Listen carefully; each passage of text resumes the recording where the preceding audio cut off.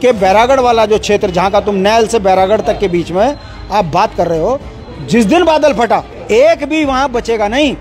और मैं बात आपको इसलिए कह रहा हूँ, अगर आप पौराणिक उसमें जाओगे, गरुड़ चट्टी, फूल चट्टी, मोन चट्टी, ये चट्टियाँ हुआ करती थी, यहाँ बसावत नहीं होती थी। यात्रा के लोग रुकते थे और चले जाते थे। बैरागढ़ वहाँ पर बैरागी लोगों के रहने का था, और हमारे पुराने जो बच्चे छोटे मोटे मर जाते थे उनको वहाँ दफना दिया था। वहाँ लोग रुकते नहीं थे। जिन जगहों में आदिकाल से बसने की प्रवृत्ति नहीं थी, उस तप जगह पर आप रात दिन, अब क्या गंदे काम हो रहे हैं वहाँ, तो क्या आप सोच रहे हो बचोगे? इंतजार कर रहे हो केदारनाथ का और धराली का। अरे गंगा के मुहाने में आपने गरुड़ चट्टी में शराब की दुकान खोली है, और आप कहते हो मैं सनातन धर्म की पार्टी है भाजपा, विधायक भाजपा की है। मतलब यमकेश्वर के अंदर गांव में पानी नहीं है, गले सूखे हुए हैं, मगर शराब घर घर।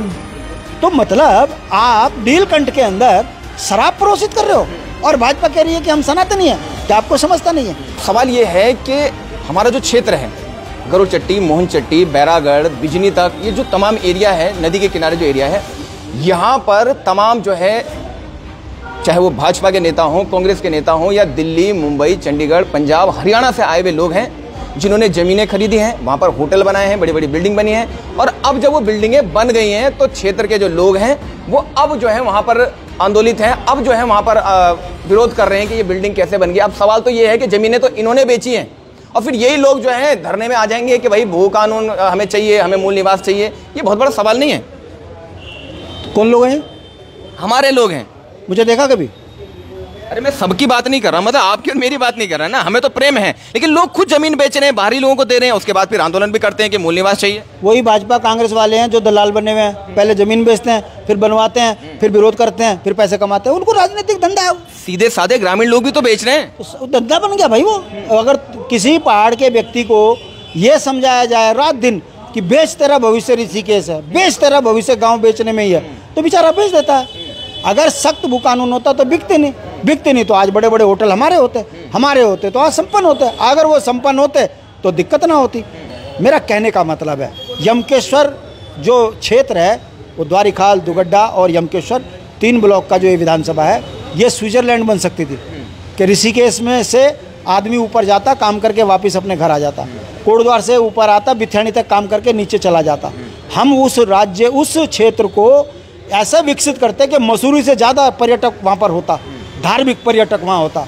मगर दुख की बात देखिए, आवाज़ क्या उठ रही? कोटद्वार जिला बना दो, ऋषिकेश जिला बना दो, वहाँ पहाड़ नहीं चढ़ना।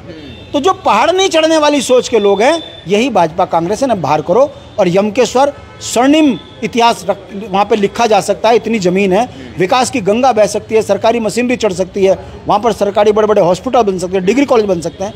नहीं बन रहे हैं तो इसके दोषी ये दोनों राष्ट्रीय पार्टियाँ हैं। हमारे यहाँ तल्ला बड़ास की सड़क वन विभाग के कारण आज तक नहीं बनी।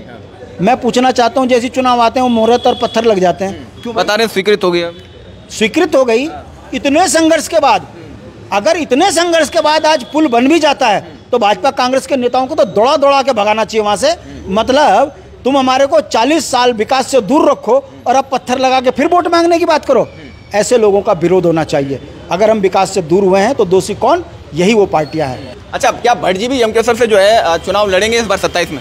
पार्टी, आपकी बात कर रहा हूँ, पार्टी तय करेगी तो लड़ेंगे। पार्टी कहेगी संघर्ष करो तो संघर्ष करेंगे। हम तो पार्टी के अनुशासित सिपाही हैं। पार्टी ने कहा हमने किया। अगर पार्टी कहेगी लड़ो तो लड़ेंगे, पार्टी कहेगी लड़ाओ तो लड़ाएंगे। तो भट्ट जी लड़ेंगे 500-700 वोट के लिए? ये आपकी सोच है जी, ये आपकी सोच है। शांति प्रसाद भट्ट की सोच ये है कि कैसे 30-35 हज़ार आदमियों को, उनके बच्चों को, उनके गांव को, उनके मुद्दों को सुरक्षित करने के लिए कैसे एक मत किया जाए। उसके लिए कितना संघर्ष है वो मैं कर रहा हूँ। रात और दिन मेरा एक ही काम है, पहाड़ को जागृत करना, नौजवानों को राजनीतिक लाभ समझाना, उनके हक हकूकों के लिए संघर्ष करना। इसमें मेरे अगर कोई संघर्ष में कमी है तो बताइए आप, मैं रात दिन लगाऊं। बाकी तय जनता ने करना है। जनता तय करेगी तो हम शीर्ष पर जाएंगे और जनता को लाभ मिलेगा। नहीं होगी तो संघर्ष जारी है, छोड़ेंगे नहीं, ना टूटेंगे ना छोड़ेंगे। उत्तराखंडियत के लिए लड़ते रहेंगे।